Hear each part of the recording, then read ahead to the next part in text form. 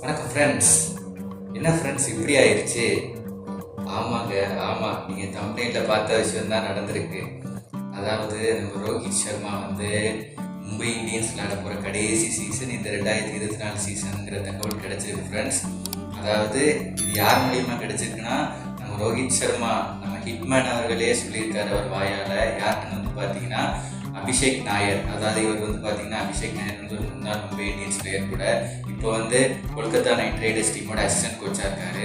அதாவது நேற்றைய match KKR vs MA வந்து மழை காரணமாக லேட்டாகி தான் தொடங்கிச்சு. ஓவர்ஸ் கூட கம்மி பண்ணப்பட்டது, 16 ஓவராக நம்ம எல்லாம் பார்த்தது தான்.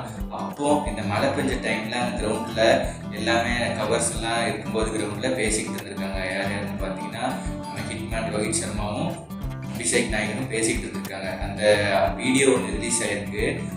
எங்கன்னா கொல்கத்தா நைட் ரைடர்ஸோட அஃபிஷியல் சோஷியல் மீடியா ஹேண்டலில்.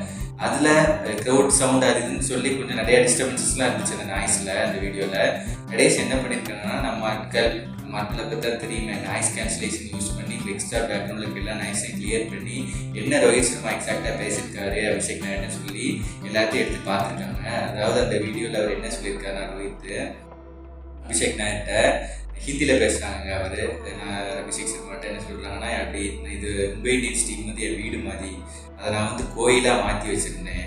அதை இப்போ கடைசியில் வந்து பார்த்தீங்கன்னா அதை மோசமாக எடுத்து வச்சுருக்காங்க. டீமுக்குள்ள ஒவ்வொரு விஷயமும் எப்படி தப்பாக நடந்துகிட்டு இருக்கு.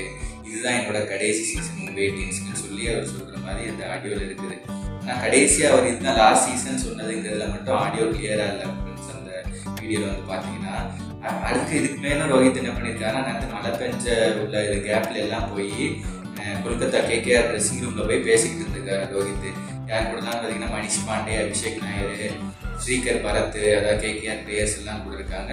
கேகேஆரோட பவுலிங் கோச்சும் இருக்காரு, பரத் அருண்னு சொல்கிறவர்.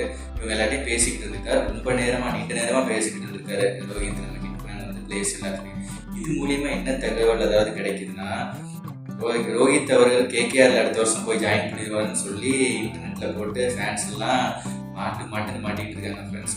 மேலும் வசீம் அக்ரம் முன்னாள் பாகிஸ்தான் வேகப்பந்து வீச்சாளர் கேப்டன், அவர் என்ன சொல்லியிருக்காருன்னா, அடுத்த வருஷம் கண்டிப்பாக ரோஹித் சர்மா கேகேஆர் வரணும்.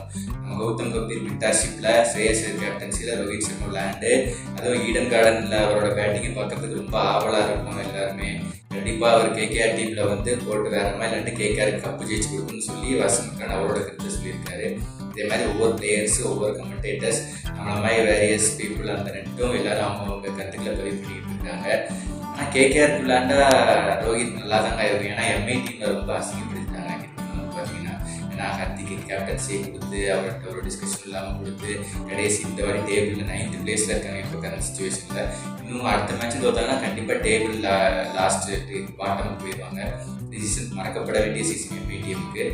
5 கப்பு ஜெயிச்ச ரோஹித் சர்மாக்கு எந்த நிலைமைங்க பார்த்தீங்கன்னா, அதாவது ஒரு கப்பு ஜெயிக்காமல் இருந்த டீமை 5 கப் ஜெயிக்க வச்சவருக்கே நம்ம ரிலையன்ஸ் அண்ட் கோ தலைமையில் இருக்கிற எம்ஐ டீமு இப்படி பண்ணியிருக்காங்க நம்ம ஹிட்மேனையே. இனி அடுத்த வருஷம் ஒரு நல்ல டீம் கேகேஆர் ஒரு நல்ல டீம் விளையாண்டா நல்ல விஷயம்தான். என்ன நடக்குதுங்கிறத அடுத்த வருஷம் 2025 ஐபிஎல் அப்போ தான் நமக்கு தெரிய வரும் ஃப்ரெண்ட்ஸ். மேலும் இந்த மாதிரி தகவல் தான் இப்போ பர்சனலாக இன்டர்நெட்டில் போய்கிட்டு இருக்குது.